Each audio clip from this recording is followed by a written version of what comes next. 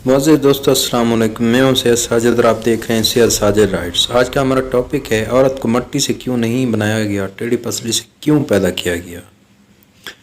रसूलुल्लाह सल्लल्लाहु अलैहि वसल्लम का फरमाने आलीशान है कि औरतों के साथ हमेशा इखलाक से पेश आया करो, क्योंकि औरतें मर्द की टेढ़ी पसली से पैदा की गई हैं।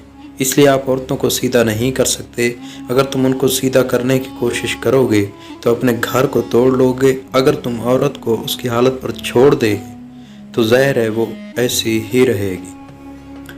रसूलुल्लाह सल्लल्लाहु अलैहि वसल्लम ने फरमाया, मेरी आपको नसीहत है कि तुम औरत के टेढ़ेपन को समझकर उसकी कदर व कीमत करो। अगर औरत का टेढ़ापन हद से बढ़ने लगे तो उसकी सराह करो। रसूलुल्लाह ने फरमाया, औरत टेढ़ी पसली से पैदा की गई है। हर औरत में टेढ़ापन होता है। अगर तो औरत के टेढ़ेपन को उसकी आदतों से अलग कर दो तो औरत औरत नहीं रहेगी, क्योंकि औरत का टेढ़ापन उसकी फितरत का हिस्सा है, जिससे औरत कभी भी जुदा नहीं हो सकती।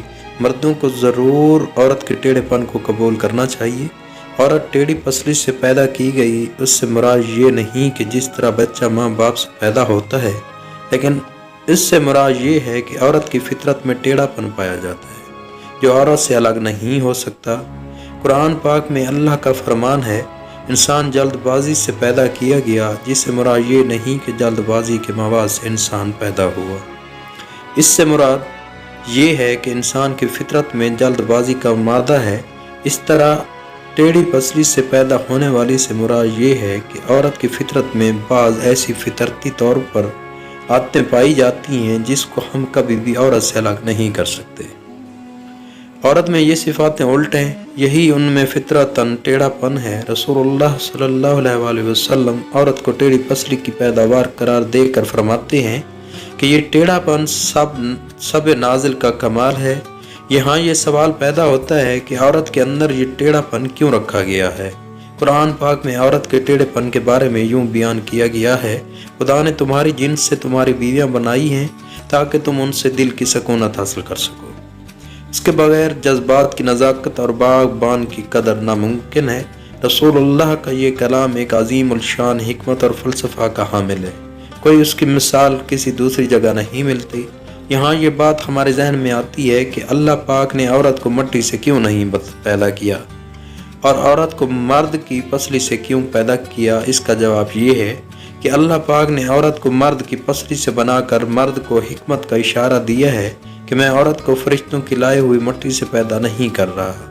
मैं औरत को मर्द के जिस्म से इसलिए पैदा कर रहा हूँ ताकि औरत का तकद्दुस और पर्दा कायम रहे। फरिश्तों को भी खबर ना हो कि ज़मीन से लाई हुई मिट्टी से औरत को पैदा किया। औरत को फरिश्तों से भी पर्दा दिया गया है।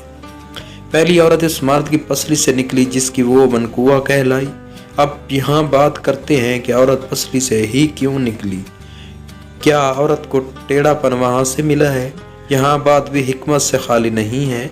इंसान का जिस्म में पसली के पीछे बेशुमार नाजिल छुपी हुई चीज़ें हैं। ये कहा जा सकता है कि यहाँ पसली उन सब की ढाल बनी हुई है। तो अल्लाह पाक ने औरत को पसली से पैदा करके ये नहीं फरमाया कि औरत में टेढ़ापन है, बल्कि अल्लाह ने मर्द की पसली उस औरत को पैदा करके ये बात समझा दी है कि ज़रूरत पड़ने पर औरत तुम्हारी ढाल भी बन सकती है। जिस तरह पसलियाँ पेट के अंदर सब चीज़ों की ढाल बने हुए हैं, तो औरत को बाएं पसली से पैदा करके ये भी साबित कर दिया गया कि औरत मर्द की ढाल भी बन सकती है। औरत मर्द के दिल पर राज भी कर सकती है। इसलिए आपको चाहिए कि औरत को टेढ़ेपन से नहीं बल्कि प्यार मोहब्बत से समझा कर उसके साथ ज़िंदगी बसर करें ताकि वो मुश्किल वक्त में आपके लिए ढाल बन सके। बीवी और शौहर एक दूसरे का लिबास हैं। दोनों को चाहिए कि वो एक दूसरे का लिबास ही बने रहें। रसूलुल्लाह ने औरत को मारने और गाली गलौज करने सख्ती से मन्ना फरमाया है। तुम में से कोई अपनी बीवी को इस तरह ना मारे जिस तरह गुलाम पर जुल्म किया जाता है।